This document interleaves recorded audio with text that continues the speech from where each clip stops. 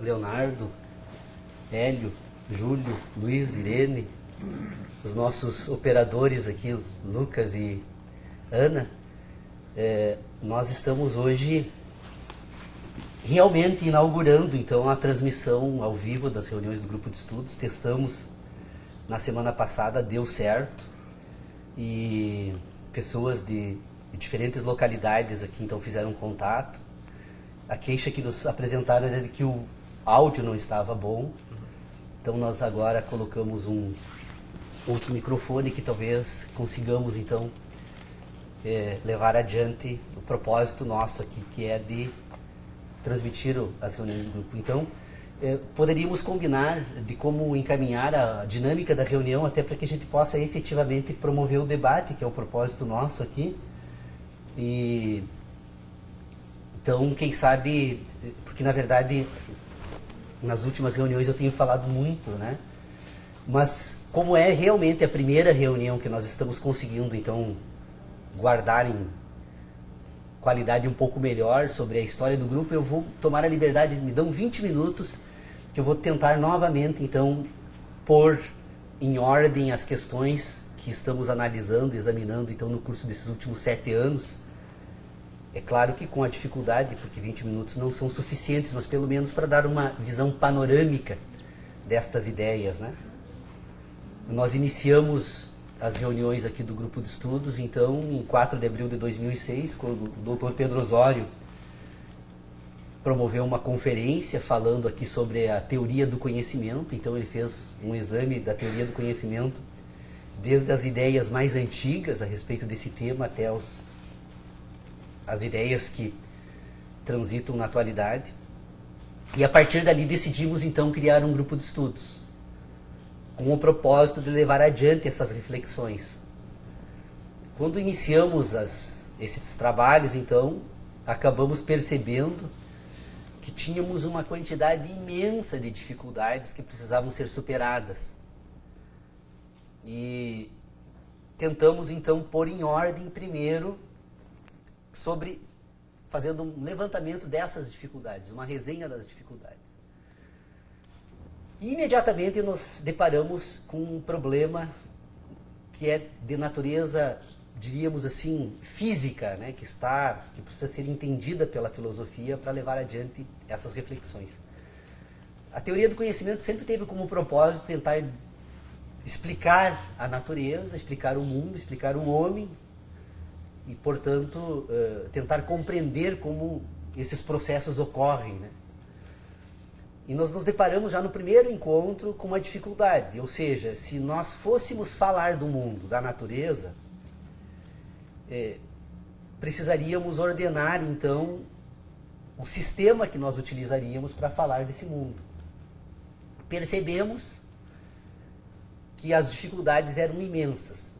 A primeira dela é que, como o homem, ao falar do mundo da natureza, precisa, então, pôr em ordem as suas sensações, porque o mundo da natureza afeta o homem nas suas sensações, e estas sensações, então, é que servem de materiais para que o homem possa, então, ordenar através de um sistema de ideia para poder falar do mundo da natureza. Quando ele fala do mundo da natureza, ele, de certa forma, está falando das sensações que tem do mundo da natureza. Percebemos que nós precisávamos enfrentar dificuldades imensas. O Dr. Pedro Osório deve estar lembrado perfeitamente do exemplo das estrelas, né? Nós estamos, então, situados num ponto do espaço e a estrela está situada em um outro ponto. E se nós fôssemos levar em consideração o fato de que, para podermos falar das estrelas, precisamos falar das sensações, então, que as estrelas nos causam, e que as sensações que as estrelas nos causam, elas estão localizadas em distâncias tão extraordinárias, que algumas estrelas eu precisaria aguardar, a estrela polar, que é o exemplo que nós utilizamos aqui, eu precisaria aguardar 230 anos até que a luz da estrela saísse da estrela e chegasse aos meus sentidos para que eu pudesse ter certeza que essa estrela efetivamente existe. Então, percebemos que se o propósito da teoria do conhecimento fosse, então, explicar o mundo da natureza, nós poderíamos desistir do grupo de estudos, encerrar as nossas atividades, porque com certeza nós não conseguiríamos dar respostas a perguntas, algumas delas até relativamente simples como essa. Eu posso ter certeza, né, que as estrelas realmente existem, né? Descobrimos que não. Então, tentamos então abandonar este primeiro propósito, que era tentar explicar a natureza, e tentar então pôr em ordem os mecanismos que utilizamos para tentar explicar isso. Ou seja, se eu falo de qualquer fenômeno da natureza, é porque eu faço uso de alguns mecanismos. Que mecanismos são esses? Bom, eu tenho uma capacidade de entender as coisas e depois eu tenho uma capacidade de pensar sobre as coisas. Então, nós descobrimos, o Dr. Pedro Osório deve estar lembrado, foi em 2008, até um texto que eu acabei escrevendo, talvez tenha sido a primeira questão que tenha sido colocada às claras, né, de que todos os seres vivos são dotados de uma capacidade natural de entender o mundo. Sem essa capacidade natural de entender o mundo, não haveria vida. Os seres vivos se relacionam com esse mundo da natureza, e destas relações que se estabelecem entre os seres vivos, que fazem parte do mundo da natureza, eles entendem esse mundo da natureza e organizam esse ambiente da natureza para estabelecer processos que nós não sabemos como ocorrem, mas que asseguram a existência da vida. Então, os seres vivos entendem o mundo naturalmente, foi o que ficou assentado, pelo menos, nesse período em 2008, que eu acho que nós todos concordamos aqui no grupo de estudos, né? Depois disso, nós começamos, então, a refletir a respeito de como esses processos poderiam ocorrer no homem, né? Para que o homem, então, pudesse fazer o que nós estamos fazendo aqui, inclusive falando sobre o mundo da natureza. Nós temos um homem, se os seres vivos entendem o mundo naturalmente, então esta questão ficaria encerrada nesta explicação. Os seres vivos entendem o mundo naturalmente e se relacionam naturalmente com o mundo da natureza ao ponto de assegurarem a existência da vida. Então são seres vivos exatamente por esta aptidão. Bom, se nós poderíamos dizer que então há um sistema de inteligência natural que constrói esse sistema de entendimento, como é possível pensar sobre isso, né? Nós também chegamos a um certo consenso, né, sobre, aqui no grupo, de que o homem pensa porque relaciona. O homem pensa porque relaciona. Poderíamos resumir a capacidade de pensar nesta explicação. O homem pensa porque relaciona. Bom, agora nós vamos nos perguntar, relaciona o quê? Se o homem pensa porque relaciona, então nós acabamos... Vamos avançar no tempo, né? Para não tentar ficar realmente nesses 20 minutos, ou pelo menos tentar resumir ao máximo possível essas ideias. Nós chegamos à seguinte conclusão, que também me parece que não tem muita divergência aqui no grupo de estudos, é que o homem, enquanto ser vivo, ele tem dois grandes complexos sistemas que ele utiliza, então, para ser o homem que é. O primeiro sistema complexo que o homem possui e utiliza é essa capacidade natural de se relacionar com o mundo. O homem tem um mecanismo que nós poderíamos denominar de um sistema de sentidos, que permite que ele estabeleça relações com os demais fenômenos da natureza, e este sistema todo funciona de forma natural, se relaciona com esse mundo da natureza, interage com esse mundo da natureza e assegura a existência da vida. Nós teríamos então uma inteligência de sentidos que ela seria funcional. A inteligência é funcional porque ela assegura a existência da vida. E mais do que isso, ela permite, além da existência da vida, ela permite ainda a adaptação desta vida aos meios em que esta vida se estabelece. Ela seria uma inteligência funcional e também instrumental destas relações. Eu nunca li Darwin, mas me parece que ele explica perfeitamente isso na evolução das espécies, né? As relações que se estabelecem de forma natural entre os seres vivos e que permitem que eles se adaptem. Então nós temos uma inteligência de sentidos. Mas o homem tem também uma inteligência que nós poderíamos denominar de inteligência moral, que é uma capacidade de ter ideias. A capacidade de ter ideias do homem, então, agora, é um sistema de relacionamento que ele constitui, que ele constrói de forma apartada, poderíamos assim dizer, da inteligência de sentidos. Na inteligência de sentidos, todas as relações são naturais. O mecanismo que assegura a existência da vida, de forma natural, ele estabelece relações na natureza para que essa vida exista. Enquanto que na inteligência moral, na inteligência de ideias, agora é um mecanismo que o homem constitui que lhe permite relacionar neste ambiente aquilo que ocorre no ambiente dos sentidos, nesta inteligência de sentidos. Então o homem pensa relacionando sentidos. Kant já explica isso na introdução da Crítica da Razão Pura, que ele diz que todo conhecimento tem início na experiência. Por que todo conhecimento? Estas questões que eu estou colocando aqui, na verdade, elas estão presentes em todos os momentos de reflexão da filosofia no curso da história.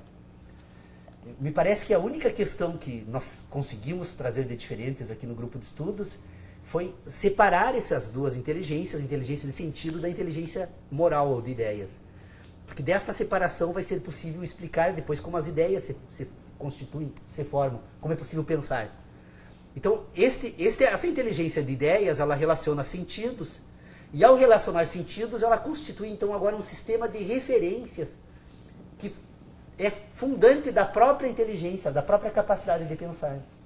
Porque são relações apenas. Estas relações, elas, com o decorrer das experiências, então, que o homem acumula da sua existência, no decorrer desse processo, esta inteligência moral, ela começa a ganhar autonomia. Porque as relações, elas num primeiro momento dependem das sensações, mas como essas sensações que formam a inteligência moral, elas se repetem no mundo da natureza, o homem não precisa mais das sensações agora para produzir ideias das sensações. Porque ele percebe que certas sensações tendem a repetir-se no curso daquelas divisões que a nossa inteligência constrói, então, para designar de tempo ou de espaço, né?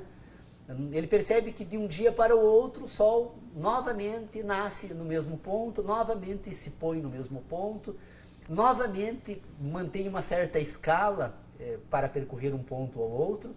Novamente ele percebe que em determinados períodos ocorrem chuvas, que a planta nasce, que a água corre, que as coisas são pesadas. E ele vai relacionando com a experiência, num primeiro momento, estas sensações, e num determinado momento, que não se pode precisar exatamente quando isso ocorre, mas que é possível identificar que isso ocorre, este sistema de inteligência moral se emancipa da inteligência de sentidos. Então constitui agora um homem que tem a capacidade de refletir a respeito daqueles acontecimentos que se processam no mundo da natureza e construir a partir destas relações expectativas a respeito desses acontecimentos. Ora, se o Sol nasceu todas as manhãs no mesmo ponto, eu posso agora construir uma expectativa de que ele venha a nascer eternamente. Uma ideia que o homem constrói de eternidade também no mesmo ponto. Então, o homem pensa porque relaciona, e ele começa a pensar porque inicia relacionando sensações. Então, o homem que relaciona sensações, as sensações que o homem acumula na sua história de vida, são as verdades do homem. O homem que tem memória das sensações é o homem que tem verdades. O homem descobre depois, no curso do desenvolvimento desse sistema, que ele não apenas tem a capacidade de relacionar memórias ou relacionar sensações, mas ele descobre também que ele consegue relacionar relações. Ou seja, o homem que pensa, ele constitui um sistema de ideias que está relacionada às suas experiências no plano da natureza, às suas verdades. Então eu tenho as ideias construídas a partir de verdades. Mas eu tenho agora a capacidade de, nesse ambiente de inteligência, também eliminar as verdades, as memórias das verdades, das sensações, e relacionar apenas relações. É difícil explicar isso, e realmente assim, eu não encontrei uma outra forma de entender isso, a não ser a partir da reflexão que fiz sobre a natureza dos juízos matemáticos. Por que é importante fazer esse parênteses aqui a respeito disso? Na matemática, quando o homem constrói sistemas de relacionamentos, que nós denominamos então de relacionamentos matemáticos, ele associa ideias a ideias. Neste ambiente não existem coisas. Eu até posso fazer uso dos meus dedos, ou de grãos de areia, ou de laranjas, para, associando uma laranja a outra, demonstrar que, no plano das ideias, estas associações também são possíveis. Então, 2 mais 2 é 4. É um sistema de relacionamento de ideias. Mas se eu posso dizer que 2 laranjas mais 2 laranjas também são 4. São recursos que nós utilizamos, inclusive, na educação das nossas crianças. Mas o ambiente da matemática dispensa coisas, dispensa objetos. Por quê? Porque é um sistema de relacionamentos que são ideias são relacionadas a ideias. Por que é importante fazer essa pausa e explicar essa questão? Porque o homem, então, que tem verdades, o homem também constrói certezas. Neste ambiente das relações, das ideias puras, sem objetos, o homem produz certezas. E estas certezas são as mesmas em todos os homens. Toda vez que nós falarmos, então, deste ambiente, que nós poderíamos denominar, então, com a ajuda dos ensinamentos de Kant, embora as ideias dele, na crítica da razão pura, sejam outras, mas com a ajuda dele é possível perceber, então, que existe um ambiente sintético puro. Um ambiente em que o homem, então, por relacionar ideias com ideias, este ambiente, então, é um ambiente das certezas, um ambiente sintético puro. Então, a capacidade de pensar do homem, nós temos verdades, que são ideias que são construídas relacionadas às sensações, às experiências humanas, e o homem tem certezas, que são ideias relacionadas a ideias, e que, portanto, servem de guias para agora relacionar verdades. Se 1 mais 1 é 2, eu posso agora, a partir deste modelo de inteligência, que se constitui no ambiente das certezas, voltar para o plano da natureza e, dentro daquilo que eu consigo identificar de semelhança entre dois objetos ou 2 fatos no mundo da natureza, dizer que tem 2 fatos iguais. Por que isso? Da reunião da capacidade de ter certezas com as experiências que são as verdades, o homem agora constrói um novo sistema de inteligência, que são as suas crenças. São as suas expectativas que ele vai ter com relação ao mundo da natureza. Então o homem é constituído de um sistema de ideias, que nós podemos dizer então que o homem tem verdades individuais, certezas universais e crenças que são coletivas. Este sistema de crenças ou de expectativas que o homem constrói, que nós chamamos de ciência da natureza, não passa, na verdade, de um sistema de crenças. Por que a ciência da natureza é um sistema de crenças? Porque a todo momento o cientista se apresenta, né, para as suas academias, diz o seguinte: precisamos retificar a nossa ciência. Descobriu-se que um fenômeno que não era levado em consideração nesse sistema precisa ser levado em consideração porque ele é determinante. E ao levarmos em consideração esse fenômeno que é determinante, precisamos reconstruir todo o sistema de ideias que nós temos sobre esse fenômeno. Então é a prova de que, na verdade, aquilo que nós chamamos de ciência da natureza é um sistema de crenças. Então o homem tem verdade, certeza e crença. Eu já cheguei nos 20 minutos, mas eu vou encerrar então só retomando a seguinte questão. Se o homem pensa porque relaciona, Não sei se consegui expor de forma clara essas ideias, elas são complexas, realmente complexas. Nós levamos tanto que levamos 7 anos, né, ordenando essas ideias, e é provável que num ambiente tão plural como é o ambiente humano, em que as pessoas usam de sistemas diferentes de relacionamentos para pensar, é de se admitir que seja difícil explicar, levando em consideração essa quantidade imensa de variações que são as diferentes inteligências humanas. Mas poderíamos chegar à seguinte conclusão, então, que o homem pensa porque relaciona. Relaciona o que, então? Qual é o sistema que ele utiliza? Entra, então, agora a ideia do sistema de inteligência hepta-animal. Porque o homem pensa porque relaciona o quê? Relaciona sensações. Relaciona com o quê?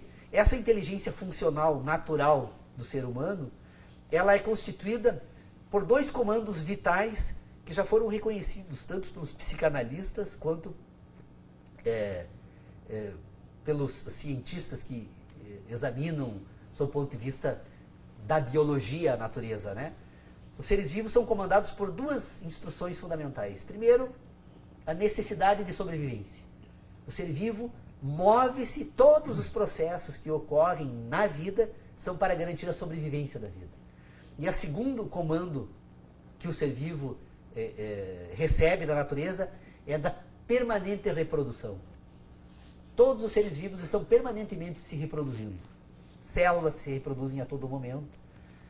Todo o nosso corpo é um complexo de reprodução tal que, se cessar a reprodução em qualquer um de nós, nós imediatamente morremos. Então, o comando da sobrevivência e da reprodução são os 2 comandos vitais desse sistema de inteligência. Esse sistema de inteligência ele é endógeno. Ele faz parte, então, dessa estrutura funcional da vida que assegura a existência da vida. Além, então, desses 2 sentidos, nós temos os outros 5 sentidos que nós utilizamos, então, agora para construir esse sistema de relacionamentos que nós chamamos de mundo moral ou mundo de ideias. O mundo da natureza em que o homem se encontra é um complexo fenômeno que se desenvolve no espaço, da qual o homem faz parte. E o homem faz parte de um processo complexo, fenômeno, que se desenvolve no espaço.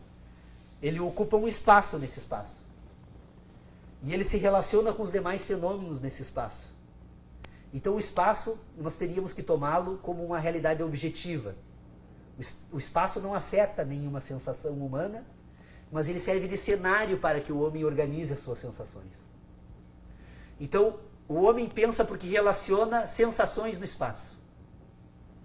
Então nós temos 5 sentidos que, na medida que nós relacionamos esses 5 sentidos no espaço, com esses 2 sentidos, que são os comandos vitais, nós agora temos, então, um instrumental que nós utilizamos para pensar sobre as sensações do espaço. Relacionamos sensações do espaço e pensamos quando relacionamos sensações do espaço. Os 5 sentidos exógenos, então, visão, audição, tato, gosto e olfato, e 2 sentidos exógenos, que são os comandos da sobrevivência e reprodução. Que percebemos a existência desses 2 comandos pelas sensações de prazer e dor. Então, o homem relaciona 5 sentidos exógenos com 2 sentidos endógenos. 5 sentidos tradicionais com prazer e dor. Racionalmente, obviamente, estou tentando explicar, porque os processos são outros. Não seria eu tolo a simplificar dessa forma essas ideias, a não ser apenas para tentar falar sobre elas. Destes 5 sentidos que o homem relaciona no espaço, 4 são orgânicos e um é um sentido lógico. Todas as sensações, o olfato, o gosto, o tato e a audição, se relacionam com o homem organicamente. Inclusive a audição, quando me perguntam, mas nós quando ouvimos não temos contato com nada, temos contato com vibrações de moléculas de ar, ao ponto que se nós removermos o ar desse ambiente, nós não temos mais a audição. Então são 4 sentidos orgânicos. E a visão como um sentido lógico, por quê? Porque a visão, em verdade, eu ainda não concluí toda essa reflexão, Mas o que eu percebo da visão é de que ela serve como um sistema lógico de ordenação das outras 4 sensações do espaço. A prova está de que a visão é o único sentido que engana o homem.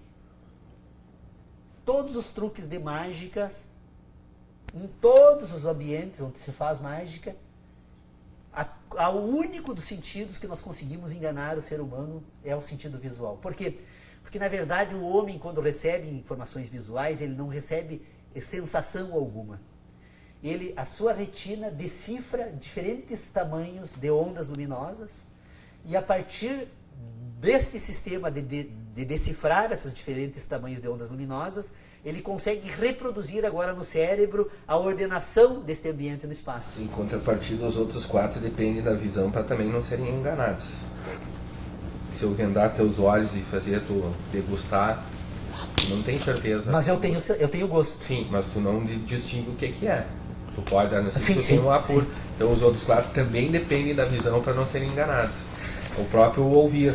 Pode botar sons semelhantes e dizer, eu estou tocando do quê? De um xilofone, de um violoncelo, eu posso estar tocando do sintetizador, que está sintetizando o mesmo som que o instrumento original. Quer dizer, que se eu não perceber, o som também vem, mas eu tenho que observar ele para dizer de onde que ele está vindo. Porque um sintetizador sintetiza de tal forma o som original que eu não sei. Pois é, mas então eu preciso de um esclarecimento sobre o que eu disse aqui. Na verdade, o teu organismo recebe o som. O som existe. Sim. Tu não põe jamais em dúvida, tu não vai ser enganado alguém te fazer você imaginar que ouviu um som quando o som não ouve. Isso não existe, sim. Não. Eu só tô Não, dizendo pois que é. tu não tem a procedência desse som. Tu pega o Bob McFerrin. Mas na visão eu posso te mostrar algo que não existe. Não, mas eu vou te dar um exemplo aí que tu pode mostrar algo que não existe. O Bob McFerrin, que é um cantor de jazz, ele produz sons e instrumentos com a voz. E se eu tapar aqui teus olhos e ele tocar, dizer, não, isso aí é de um cello. Sim. E daí não, quando perfeito. tu abre os olhos, tu Perfeito. vai ver que o... Mas o som chegou até o corpo humano. Mas na não foi visão produzido não. pelo instrumento. Tu tem uma ilusão de que o que tu ouviu era um instrumento de violoncelo, mas não é. Na visão, eu simplesmente com diferentes tamanhos de ondas luminosas, eu te faço você imaginar que viu algo quando na verdade isso não existiu. Sim. Então, qual é a diferença da visão? É que a visão tu engana o homem passando para ele um fato da natureza que não houve. É. Enquanto que na audição, no tato, no gosto, não. Ele teve o gosto, ele teve o som, ele teve o olfato. Mas isso que eu estou dizendo, o homem produzir o som de um violino não é um violino. Sim. E tu ouviu o som de um violino. No entanto, eu posso te mostrar um violino através da visão sem esse violino existir. Sim, não. Mas eu digo que Essa os outros 4 necessitam também da visão para não serem enganados. Mas a visão é um sistema lógico de inteligência. Ele não é um sistema orgânico. Quando o homem recebe informações visuais, ele recebe apenas instruções.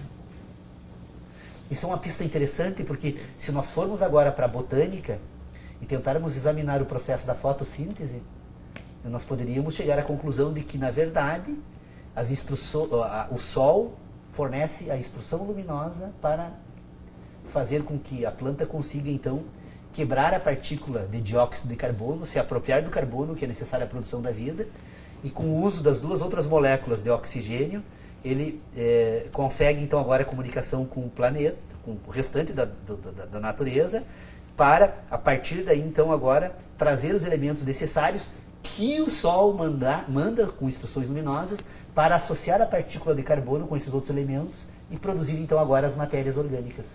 Porque a vida é um composto de carbono. E a vida tem início com instruções luminosas que chegam através do Sol, que instruem a planta a quebrar a molécula do dióxido de carbono, se apropriar do carbono, liberar o oxigênio, que vai servir de mensageiro com a Terra, para depois buscar os demais elementos, associar o carbono. Provavelmente o Sol dê as instruções de como fazer esta associação, porque toda a vida vem das plantas. O homem animal, ele não consegue buscar a sua alimentação diretamente do planeta. Ele precisa da planta como intermediária. E quem faz todo esse processo é o Sol. Ele faz através do quê? De instruções. Que ele dá para quê? Para a planta.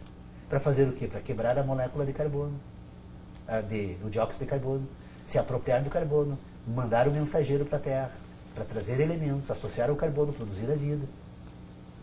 Ou seja, vocês vejam a importância da luz na vida. O mundo luminoso. O mundo é luminoso. Perfeitamente.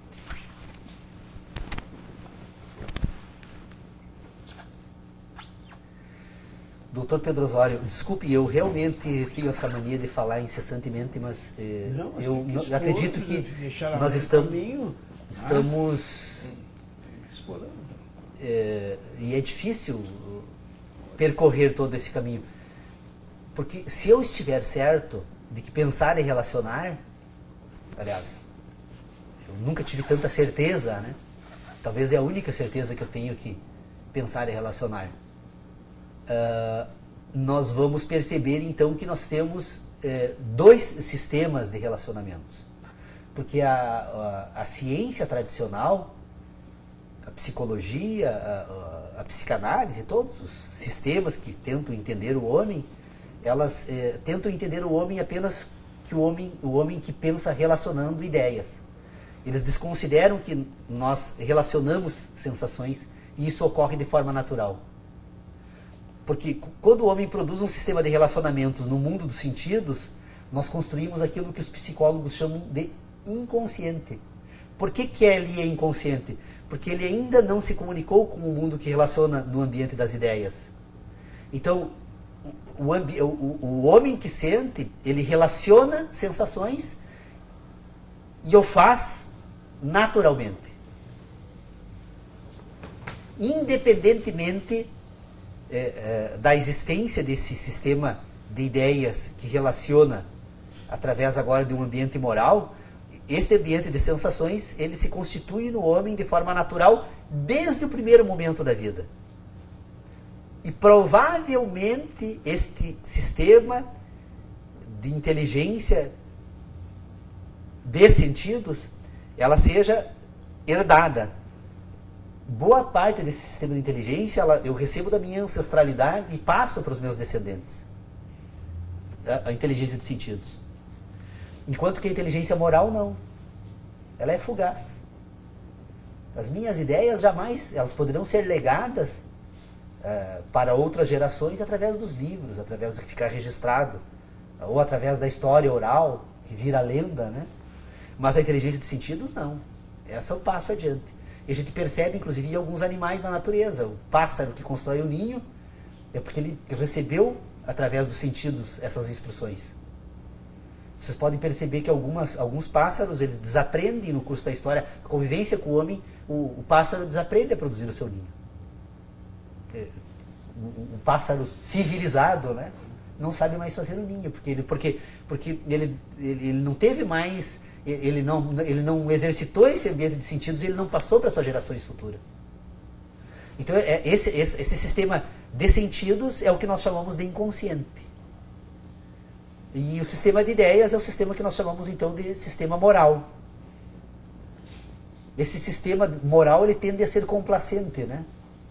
Por que ele tende a ser complacente? Porque a convivência do homem e a constituição de sistemas morais que negam os sentidos faz com que o homem acabe criando subterfúgios morais para atender às exigências do ambiente dos sentidos.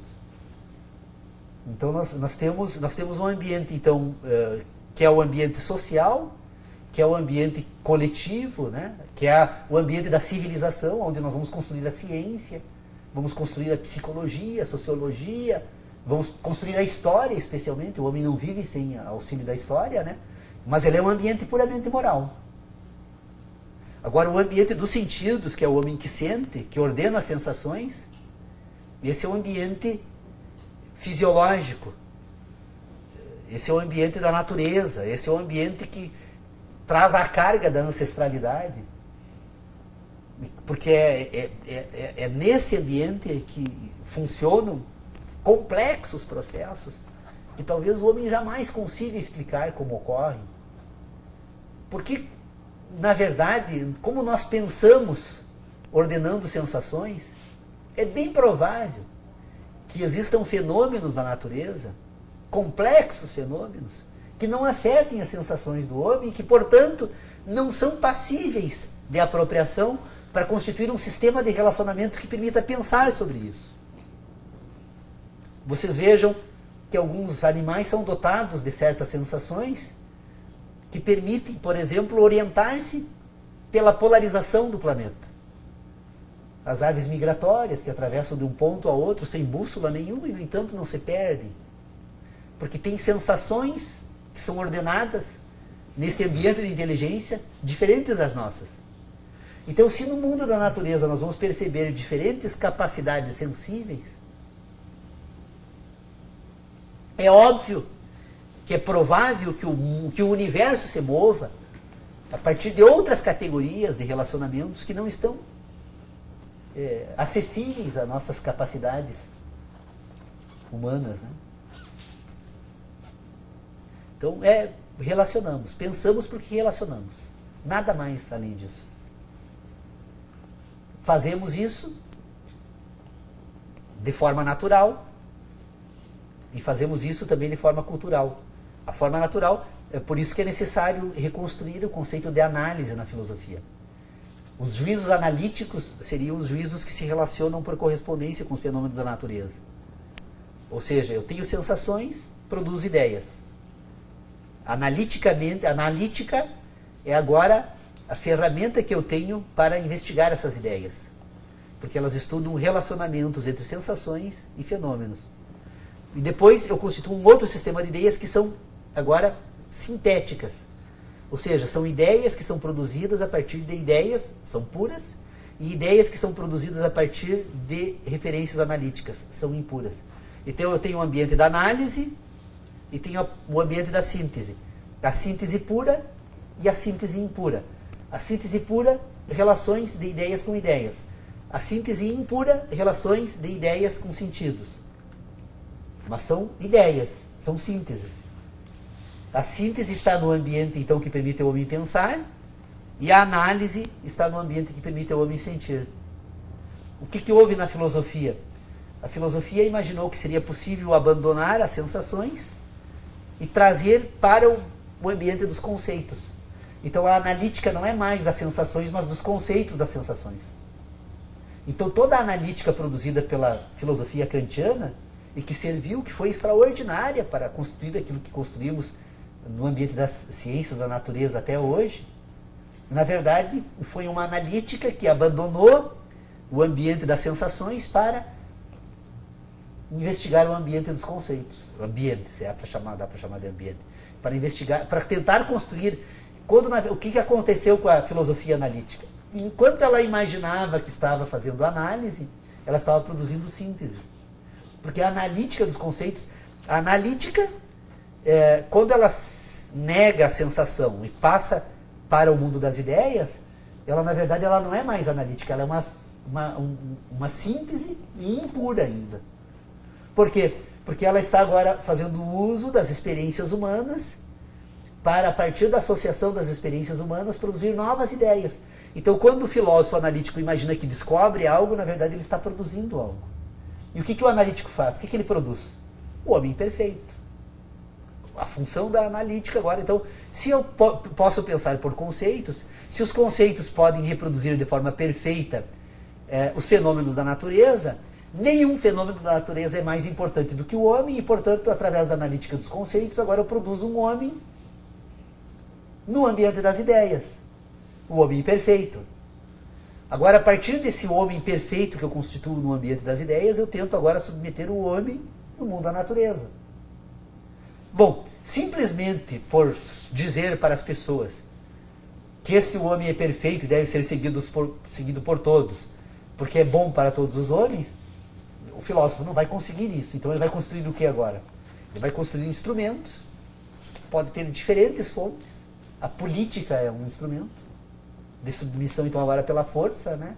Submeter o homem da natureza ao homem perfeito do mundo das ideias. Ou então eu posso fazer o uso de recursos mais antigos, né, que são os sistemas religiosos. Eu ameaço, então, com a morte, ou com o fogo eterno depois da morte. Imagina, eu sofrer a eternidade depois de morto. Que coisa mais terrível isso pode servir, né, para orientar um sistema de ideias do homem. Então agora passo a submeter ao homem um sistema de ideias. Produzido aonde? No mundo analítico, no mundo dos conceitos. Nesse mundo dos conceitos, então agora ele, na verdade, não é um mundo analítico. Por quê? Porque ele é sintético. Por que ele é sintético? Porque ele está no ambiente das ideias. A análise serve como um instrumento de ordenação das sensações e, portanto, dos fenômenos que são externos ao homem. Eu tenho duas coisas que me incomodam, o sintético e o analítico, né? Para mim não existe sintético sem o analítico. Sim, todo conhecimento provém da experiência. Então, eu já disse, né? Então, quando Kant chega no sintético lá, para o 1 mais 1, né? Igual a 2, nos juízos matemáticos, só se foi possível isso a partir do analítico, né? Sim. Se não tivesse referência de 1 mais 1... Sem experiência o homem não seria homem. Não chegaríamos a lugar nenhum, né? Se tivéssemos apenas um homem, ele jamais pensaria no 2. Né? Ele não teria essa relação. Então, portanto, nos juízos matemáticos é que eu brinco que o Kant fica muito fácil. Ele só consegue explicar esse sintético na matemática. Né? Sem precisar uma relação. A partir do momento que a relação foi necessária para se chegar a essa síntese. Então, acho meio complicado essa questão kantiana aí. Eu acho que ela é muito mal explicada para mim. E na relação do eu penso porque relaciono, ou relaciono porque penso. Né? Então a gente pode fazer também aí construir uma brincadeira. Que para construir pensamentos filosóficos a gente também tem que brincar, né? Sim. Se a gente pegar um sujeito e abstrair ele do mundo, eu vou pegar um exemplo só, abstrair ele do mundo, ele não vai mais ter contato com as relações que nós criamos com a natureza, com o mundo sensível, com o mundo das ideias, seja lá o que for. E toda vez que se fizer um churrasco, eu dizer para ele que aquilo ali é um canarinho que está cantando, né? E quando alguém se aproximar com uma faca, eu digo, ó, o gato vai comer o canarinho, é a faca, né? Ele relaciona, ele pensa e relaciona, pensa e relaciona. Né? Toda vez que ele observar aquele fato, ele vai dizer que é o canarinho que está cantando, e quando chegar alguém perto com uma faca, o gato vai comer o canarinho. Porque ele não relacionou, ele não pensou, nada parecido, o canarinho, o gato, é outra coisa para ele. Então eu acho assim, ó, que a gente primeiro, para relacionar, tem que pensar, né? Penso porque relaciono, relaciono porque penso. Acho que são duas sentenças bem distintas. Quando diz que eu penso porque relaciono, né, eu estou tirando a capacidade do homem ir além. Então, para mim, eu acho que a gente relaciona porque pensa. Porque no momento que ele ficar perguntando, mas por que esse canarinho aí toda hora chega esse gato aí? Aí ele relacionou. Então ele começa a pensar. Aí ele vai talvez investigar aquele fato e vai ver que aquilo ali não é um canarinho, que aquilo ali não é um gato, que aquilo é um homem com uma faca na mão, que aquilo ali é uma carne que veio derivada do gado que foi morto e tal. Então essas duas coisas me incomodam, assim, né? Uma coisa que eu fico tentando pensar, né, sobre a questão, e eu a relação não me satisfaz, assim, não me traz uma certeza, não me traz uma crença e não me traz uma verdade quando a gente, né, também vai adiante. Então são duas coisas. Essa semana até em função dessas loucuras do Paulo aí, que ainda bem que tem, né, ele poder vir sábado para exercitar essa capacidade de enlouquecer um pouquinho, né? Eu também fui atrás, né? E daí quanto mais a gente vai atrás, mais certezas a gente deixa de ter, mais crenças a gente, né? E mais verdades a gente constrói, e a gente vê o quanto é difícil isso aí, né? Quanto é difícil a gente chegar num entendimento, seja ele de qual forma, né? Porque a gente está afetado, vou usar as palavras do Paulo, né? A gente está afetado culturalmente, politicamente, né? Socialmente. Já tem uma afetação anterior ao nosso conhecimento, né? Que por uma razão ou outra a gente absorve eles e vai construindo crenças, verdades. E falava ali no início, assim, eu tenho alguém que eu acho que a filosofia passou a ser muito injusta com ele, né? E que a gente está no século XXI, né? Já se passou um bom tempo, né? E a gente retorna lá em Platão e as coisas estão lá, né? De alguma forma elas estão presentes na filosofia platônica, e de uma forma intensa, né? A questão do mundo sensível, o mundo das ideias está lá, né? Foi o primeiro que, né, pensou nessa divisão de mundo, né? por que ela existe, que forma se relaciona isso aí, né? Tanto que ele vai dizer que o mundo das ideias são cópias imperfeitas do mundo da natureza, né? Então já está dizendo, né? As ideias são cópias imperfeitas da natureza, a gente cria, não é a própria natureza, porque a gente cria imperfeições, a perfeita é a natureza, entendeu? Né? E lá também no Platão essas coisas tomam corpo, tomam forma, né? E eu não sei também assim, talvez seja um exagero a gente às vezes não buscar esse conhecimento assim, que de alguma forma já está explícito ali, e a gente precisa talvez a partir daquilo ali começar a investigar, né? E foram o que os outros filósofos foram fazendo a partir de Platão, de Aristóteles, e daí vem Descartes, vem Kant, né?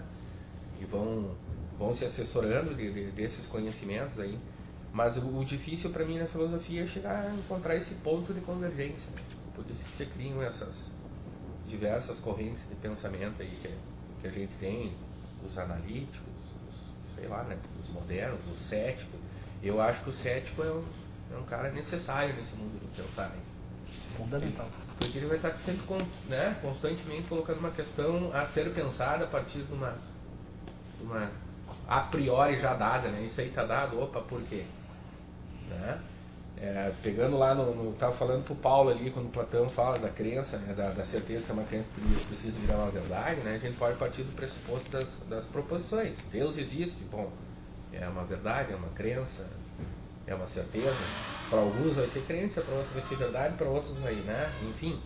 Mas se Deus vier à Terra, ele deixa de ser uma crença para o cético ou para o não crente. Ele passa a ser uma certeza.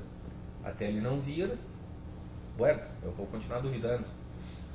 Eu brinco, não creio em Deus, que o dia que eu chegar no céu lá e ele se falar comigo, eu vou dizer para ele, como todo bom cético e analítico, ó, tu não me deu prova suficiente da tua existência lá embaixo, portanto, não me pede. Ué, tu não me deu prova suficiente, né? Da tua existência lá, como é que tu queria que eu acreditasse em ti? Então, são coisas assim, eu acho que é muita loucura, né? Aqui, esses encontros aqui, Paulo, assim, não sei se acontece com todos aqui e tal, né? Mas toda vez que a gente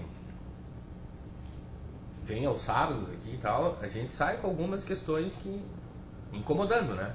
De alguma forma ela te gera uma angústia, te gera um incômodo, alguma coisa, e que tu vai lá. Eu vou confessar pra ti, essa semana aí o tempo ocioso que eu tive foi o ócio produtivo, né? Dos gregos, eu me atirei para ver lá, aí tu começa a ficar mais angustiado ainda, quer dizer, então entra a questão do conhecimento, né? Que quanto mais se conhece, mais se angustia. A angústia é natural que ela venha, né? Mas que bom que a gente tem, né? Esses espaços aqui que produzam isso, e tem gente assistindo, daí um pouquinho tem gente, né? Hoje o mundo virtual a gente não tem nem ideia, né? Nem ideia do que acontece. Daqui um pouquinho tem um no silêncio do quarto dele lá observando, talvez uns dando risadas, esses caras todos, né? Outros se colocando a pensar junto. E é um perigo que a gente está fazendo aqui, abrindo isso aí é um perigo, isso é um perigo pro humano, né? Temeridade. É uma temeridade, que a gente pode causar sensações, né? Vai afetar o sujeito que do outro lado se encontra de alguma forma, ou para nos atacar, ou para nos, né? Mas que bom, só queria contribuir nesse. Hoje não estou muito para polêmica, por causa que ainda acredito que o tema, conforme ele vai evoluindo, ele vai trazendo para a gente questões também, né? Que a gente também, eu tenho alguns pontos que eu ainda não consegui nem responder para mim ainda, né? Quando muito para tentar responder acho que eles estão nebulosos, precisam de mais, né? O lado cético meu precisa ser mais enfático. Mas tu veja, Leonardo, se você é uma pessoa que já deu mostras de sobra para nós aqui, o quanto você estudou, aliás, você e o Dr. Pedro Osório, quanto estudaram a filosofia e conhecem a filosofia sob o ponto de vista de todos os grandes pensadores que se aventuraram a responder a estas questões. Mas eu pergunto para vocês dois a seguinte, não estaria o problema da filosofia, que me parece assim, que no curso da história ele não foi resolvido, não estaria assim numa falta de reflexão do filósofo sobre esta capacidade humana de pensar. Eu acho. Porque todos os filósofos pensam. Pensam para eles, né? Eu falando com um professor aqui no IES essa semana, e ele concordou imediatamente comigo quando eu disse que todo filósofo é uma ilha. Totalmente. Não existe, a filosofia não conseguiu ainda construir um ambiente que fosse comum ao filósofo. E para mim, o ambiente comum da filosofia é responder a esta questão: como é possível pensar? E eu não posso, eu vou responder esta pergunta não tentando falar dos processos, sim, mas das relações que são produzidas nesta atividade. Nós pensamos relacionando. Você disse que a única ciência que é possível, o único ambiente que é possível falar em juízos sintéticos puros, como o da matemática, eu tenho dúvida. Eu imagino que seja possível incluir também a geometria. Sim.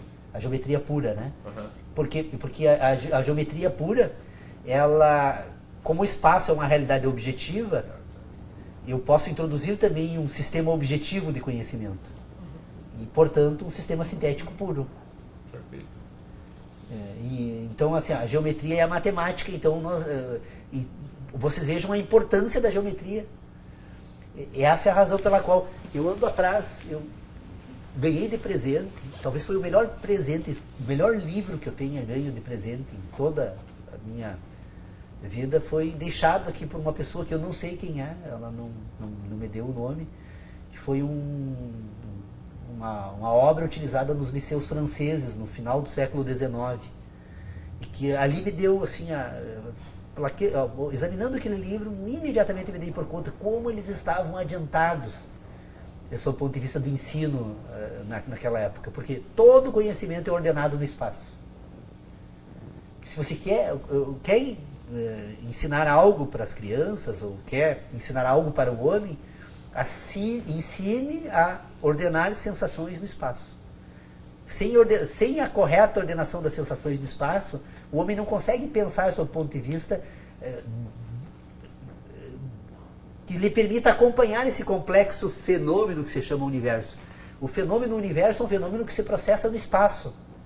E é uma coisa assim, nós começarmos a relacionar algumas grandezas daquilo que nós chamamos universo, nós vamos perceber como nós somos arrogantes, né? Pretensiosos com aquilo que nós chamamos de ciência. Peguei alguns dados astronômicos da Terra, como eu venho refletindo um pouco sobre o espaço. A Terra gira em torno do próprio eixo a 1.640 quilômetros. Foi o André Bindê que me mandou, inclusive, a primeira provocação, que está nos assistindo, André. Espero. A Terra gira em torno do próprio eixo a 1.640 quilômetros por hora. É uma velocidade razoável, não é? Mas a Terra gira em torno do Sol a 107 mil quilômetros por hora. 107 mil quilômetros por hora em torno do Sol. E aí, depois o texto falava, o material que o André me passou, que a galáxia nossa girava em torno de outras galáxias a 840 mil quilômetros por hora. Ora, se nós estamos percorrendo no espaço uma velocidade extraordinária dessa, você imagina a quantidade de questões que precisam ser levadas em consideração para chegarmos, inclusive, à conclusão de que nós precisamos de 230 anos para a luz da estrela polar chegar até a nossa retina. Sim. Porque se nós estivermos nos movendo em direção a esta estrela, nós temos que considerar essa velocidade para deduzir da velocidade final. Se nós estivermos nos afastando, então a velocidade da luz vai ter que ser maior para nos alcançar. Então vocês imaginem assim, se eu tenho que trabalhar com essas grandezas, sob o ponto de vista então, daquilo que nós chamamos de universo, imagina o homem que convive numa parte desse processo. O esforço que ele precisa fazer para não ser enganado. Então a primeira tarefa da educação é fazer com que o homem consiga se colocar de forma adequada no espaço. E aí então estabelecer relações entre o homem e os demais fenômenos. Porque na medida em que nós levarmos em consideração uma série de fenômenos, muitas das nossas certezas, que na verdade é um equívoco, são crenças, né? muitas nossas certezas caem por terra imediatamente. Aquele exemplo da queda da chave, né? Se eu solto uma chave aqui, ela caiu em linha reta, eu caio em linha reta em relação a mim e ao piso. Porque se eu estiver observando de fora da Terra, eu tenho que levar em consideração esse movimento, de fora do sistema solar e assim por diante. Então, esse livro que eu recebi aqui, os liceus franceses faziam isso. Em 1895, pelo menos aquele que utilizava essa obra que eu tenho aqui, que está perdida aqui nesse acervo, em algum lugar ainda ainda encontrá-la, o início de toda a educação do aluno, então, era situando ele no espaço. Começava mostrando que no universo de Ptolomeu para o de Copérnico, mudava o homem no espaço. Enquanto que no universo de Ptolomeu o homem era o centro do universo, no outro ele já levava em consideração o Sol. E depois, imagina a quantidade de vezes que o cientista teve que reformular toda a sua teoria astronômica na medida em que ele percebe essa diversidade de relações que se dão no espaço.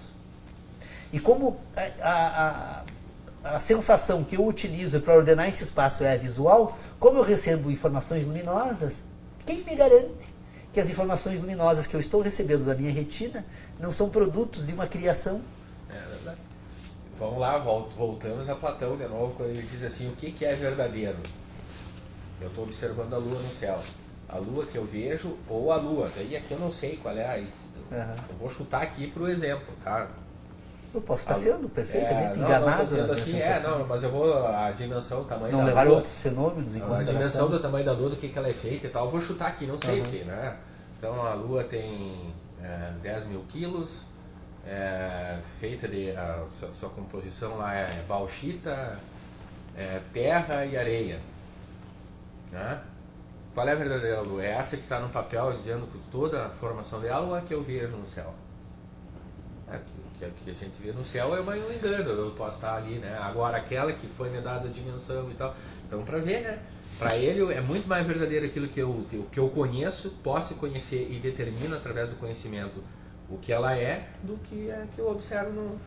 Mas aquilo que é também são relações que tu estabelece, porque na verdade os fenômenos que tu recebe para construir esse sistema de relacionamento, que te permite pensar e que te permite construir uma linguagem, porque o grande problema, tu colocou, é um assunto que nem foi abordado hoje aqui, a linguagem. O que é a linguagem nesse contexto de inteligência? Sim. Se eu penso porque eu relaciono sensações, o que eu relaciono quando eu falo? Olha, eu relaciono uma sensação que é a fala, e eu relaciono essa sensação que é a fala com um sentido, e eu relaciono essa sensação que é a fala com uma ideia. Na verdade, a fala, então, ela é um vetor que ela tem duas pontas. Ela vai se relacionar com uma ideia e com uma sensação. E a fala em si é uma sensação. Porque tem certas falas que não tem. Ela é sensação, mas não tem relação. Por exemplo, alguém começa a falar em grego comigo aqui. Sim, você foi. Eu recebo as sensações, mas não as relações. Está chovendo. Está chovendo. Bom. Então nós temos a linguagem, ela precisa ser compreendida dentro desse contexto também de relacionamento. Sim, ela precisa... Que não tornaria muito complexa, né, a abordagem do tema. Mas é isso aí. A linguagem. Então, nós estamos praticamente quase encerrando o nosso tempo aqui. Pedir às pessoas que nos assistem hoje, que mandem para a nossa página do Facebook, é só digitar sebocafé.com.br na internet, que é automaticamente direcionado para o endereço da nossa página, e pedir então para que deixem opiniões a respeito desse tema, participem. É propósito nosso para o futuro colocar um microfone ambiental aqui, ambiental não, um sistema de som ambiental que permita as pessoas à distância também participarem da nossa reunião, falando. Nós estamos ainda em fase experimental, né? Então... Ou se também a gente não tem nem controle, né, Paulo? Aproveitando a gente não tem nem controle de quem está assistindo, né? Exato. Tu imagina os teus amigos, os que te conhecem, tem 1 milhão de pessoas que estão assistindo ali, né? Também é possível. Tudo é possível, né? No mundo da internet tudo é possível. Então, dentro desse caso, se uma pessoa tem uma questão, como é que ela faz para... Por enquanto nós ainda não, na verdade nós estamos em caráter experimental. Então no futuro talvez a gente consiga desenvolver novas ferramentas, mas eu acredito que já é uma grande coisa as pessoas nos assistirem em tempo real, né? Quem está casa ou em outra localidade está assistindo em tempo real a nossa reunião. Nosso Bedel anuncia o fim da reunião. Então, muito obrigado pela presença de todos e até próximo sábado às 10 horas da manhã.